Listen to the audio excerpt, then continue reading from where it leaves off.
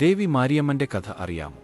ഒരിക്കൽ ജമദഗ്നി മുനിയും രേണുകദേവിയും പല യാഗങ്ങൾ നടത്തി എല്ലാ ദൈവങ്ങൾക്കും ഇഷ്ടപ്പെട്ട ദമ്പതികളായ ജീവിച്ചു വന്നു. പതിവ്രതയായ രേണുകദേവിയുടെ വയറ്റിൽ ജനിക്കുവാൻ ആഗ്രഹിച്ച വിഷ്ണു ഭഗവാൻ തന്റെ 6ാമത്തെ അവതാരമായ പരശുരാമനായി അവർക്ക് 6ാമത്തെ മകനായി ജനിച്ചു. പതിവ്രതയായ രേണുകദേവി ദിവസവും രാവിലെ പുഴക്കടവിൽ എത്തി തന്റെ പതി ശിവപൂജ ചെയ്യുന്നതിനായി അവിടെയുള്ള മണ്ണുകൊണ്ട് കുടം ഉണ്ടാക്കി അതിൽ ജലം നിറച്ച് പൂജക്കായി ദിനവും കൊണ്ടുവന്നിരുന്നു. വെറും മണ്ണ് പതിവ്രതയായ രേണുകദേവി തൊട്ടതും അതിൽ ജലം നിറക്കാൻ കഴിയുന്നതായി മാറുമായിരുന്നു. ഒരു നാൾ രേണുകദേവി പുഴയിൽ നിന്നും ജലം നിറക്കുമ്പോൾ അവിടെ ഒരു ഗന്ധർവൻ കുളിക്കുന്നുണ്ടായിരുന്നു. അവന്റെ ആരെയും മോഹിപ്പിക്കുന്ന സൗന്ദര്യം കണ്ട ദേവി ഒരു നിമിഷം എല്ലാം മറന്നു നിന്നുപോയി. ഉടനെ ദേവി ഉണ്ടാക്കിയ കുടം വെള്ളത്തിൽ അലിഞ്ഞ് ഇല്ലാതെയായി. അതിനുശേഷം ഒരുപാട് തവണ കുടം ഉണ്ടാക്കുവാനായി ശ്രമിച്ചു, എന്നാൽ അതിന് സാധിച്ചില്ല. കുറെ നേരം കഴിഞ്ഞും രേണുകദേവിയെ കാണാതിരുന്ന മുനി തന്റെ ജ്ഞാനദൃഷ്ടി വഴി നടന്നത് എല്ലാം മനസ്സിലാക്കി. കോപത്തോടെ മുനി തന്റെ 6 മക്കളെയും വിളിച്ച്, നിങ്ങളുടെ മാതാവിന്റെ പാതിവൃത്യം ഇല്ലാതെയായിരിക്കുന്നു, അതിനാൽ ഉടനെ പോയി അവളുടെ തല അറുത്തു കൊണ്ടുവരുവാൻ പറഞ്ഞു.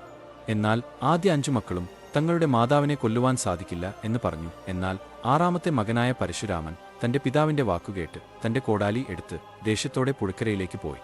ഇതറിഞ്ഞ് വസ്ത്രങ്ങൾ അലക്കി ജീവിക്കുന്ന ഒരു സ്ത്രീ രേണുകദേവിയുടെ അടുത്ത് എത്തി. അവിടുത്തെ മകൻ ദേവിയെ കൊല്ലുവാനായി വരുന്നുണ്ട്, എന്റെ കുടിലിൽ പോയി ഒളിക്കുവാനായി പറഞ്ഞു. എന്നാൽ ഇതിന് സമ്മതിക്കാതെ അതേ സ്ഥലത്ത് തന്നെ നിന്ന് ദേവിയെ ആ സ്ത്രീ സമാധാനിപ്പിച്ച് ദേവിയെ കുടിലിൽ ഒളിപ്പിച്ചു. ഉടനെ തന്നെ പരശുരാമൻ അവിടെ എത്തി മാറി നിൽക്കുവാനായി ആ സ്ത്രീയോട് പറഞ്ഞു. എത്ര പറഞ്ഞും വഴി മാറാതിരുന്ന സ്ത്രീയെ ദേഷ്യത്തോടെ തന്റെ മഴുകൊണ്ട് തല അറുത്ത് പിന്നീട് തന്റെ മാതാവിന്റെയും തല അറുത്ത് പിതാവിന് നൽകുന്നു.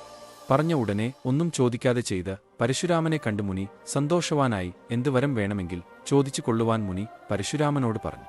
തന്റെ മാതാവിനെ തിരിച്ചു വേണം എന്ന് പരശുരാമൻ പറഞ്ഞു.